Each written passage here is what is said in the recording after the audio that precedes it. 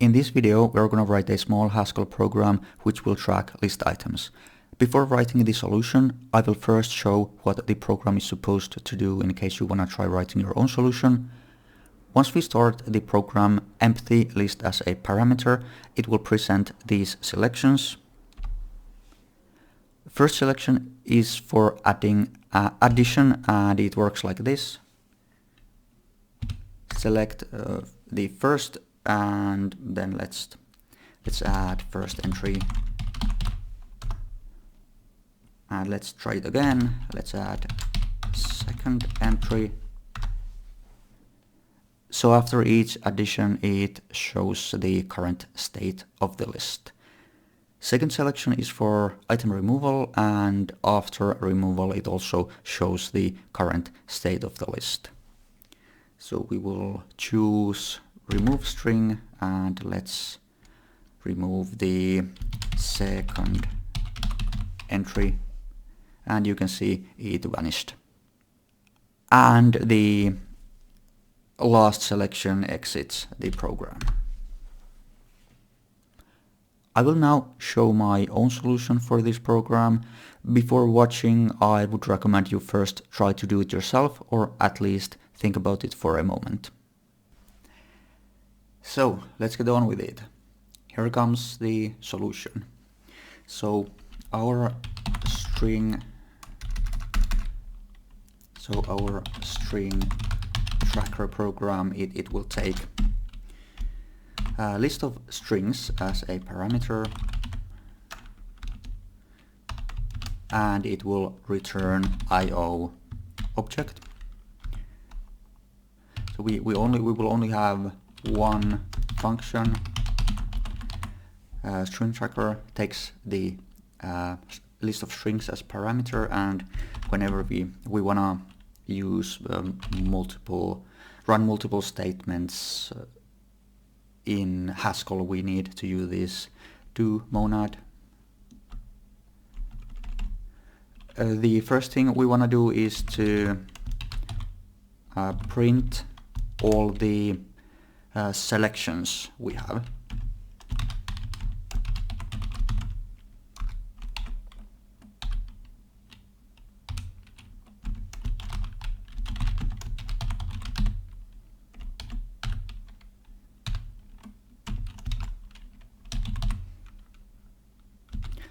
So we have add string, remove string, and quit. This is what the user will see first. Then we need to ask for the selection.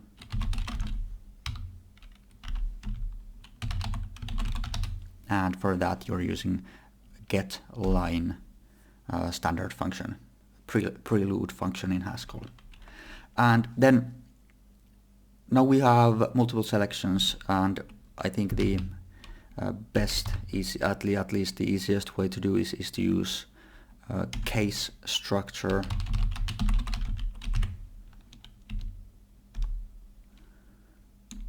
Works like this, and now we have to define all our cases. And we have a total of 3. The first one, let's first just add these do something.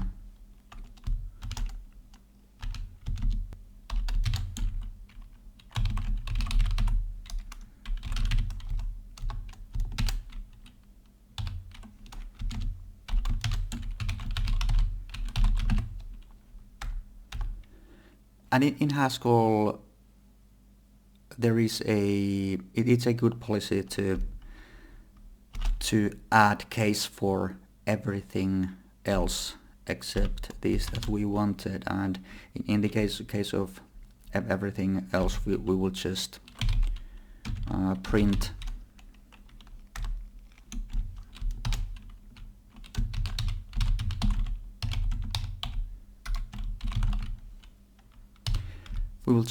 that, and then we will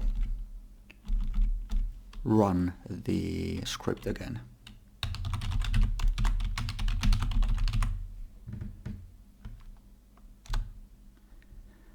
Okay, so this is the this is a good base for the program. Obviously, if I try to run this, it's not gonna work because something here is not defined. So let's start defining these. So in the first case, first we have to ask the user to type the new word.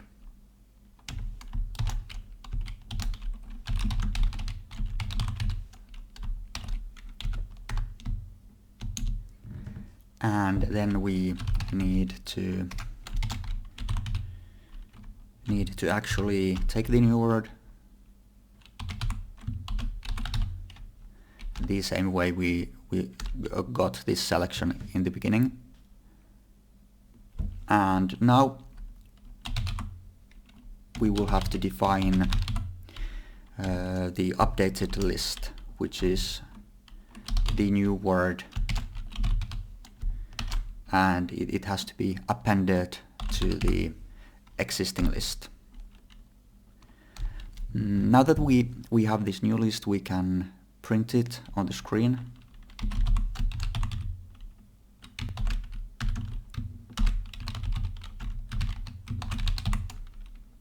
Like this. What's happening here is that put string new line, it requires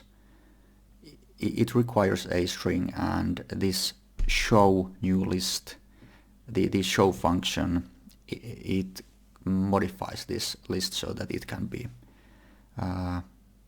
printed to the screen.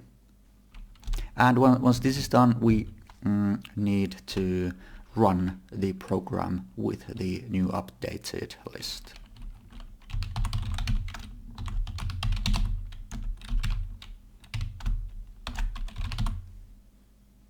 Pretty much the only way to do stuff in functional programming language is to do it recursively like this.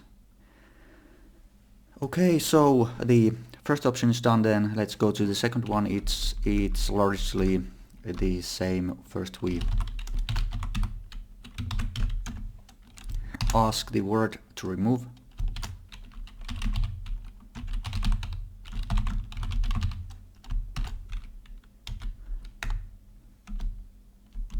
And then we read it.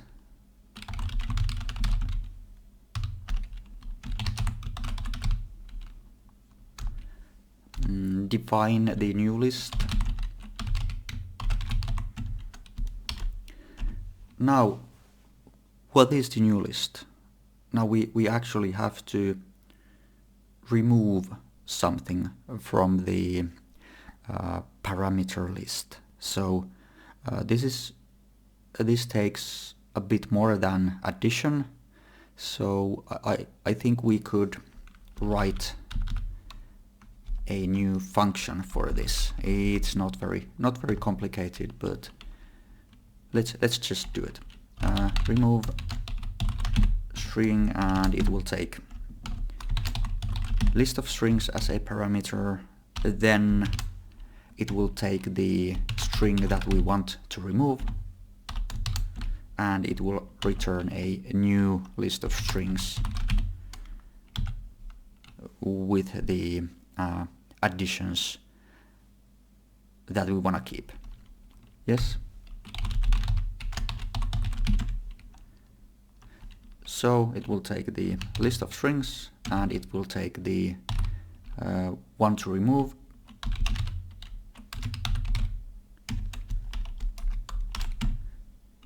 and in my opinion, easiest way to do this is to use list comprehension.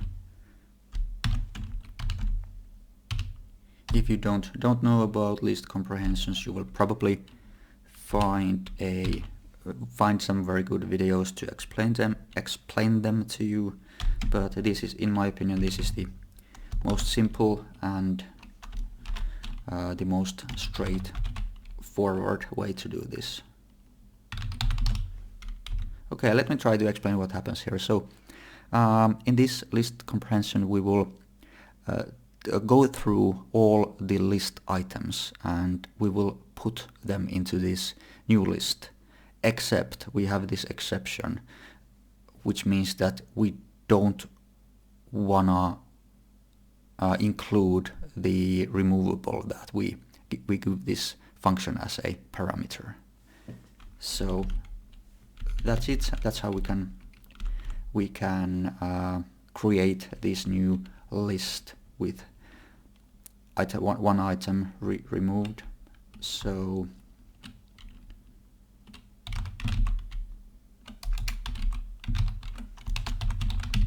remove string, the parameter list, and removable.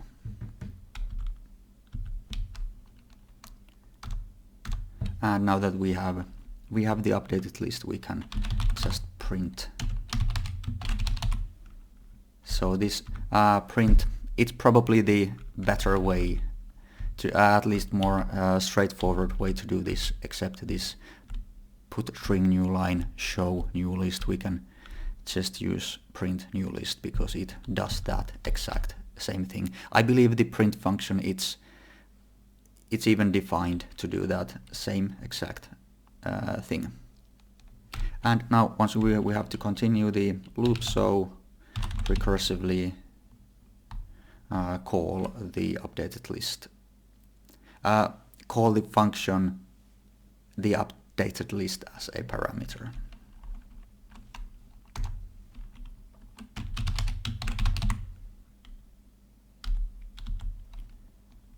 Like this. And the third one, it's probably the easiest. So we will just first we don't even have to print anything, but to be more clear, we will first print something like quitting, and actually we don't have to do anything else. Now the program execution stops here. I believe we're done. Let's try it out. Let's check if we made any typos or mistakes.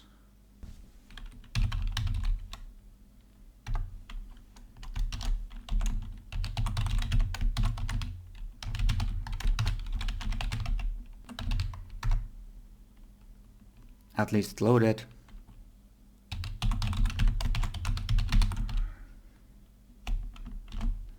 Now let's try it with a list that already has one item. Yeah, it starts. Let's add string. Now I have forgotten something, because this user interface, it's not as good as it was when I showed how it's supposed to work. But let's first try the functionality and then repair this.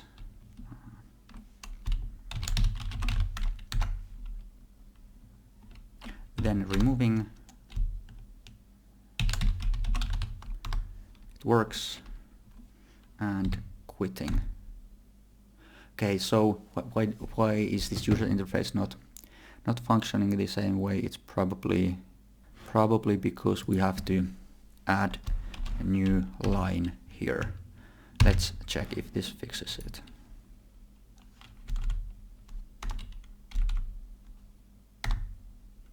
Yes, now it adds the new line. Anyways, I hope you learned some basic Haskell from this video, and see you in the next one.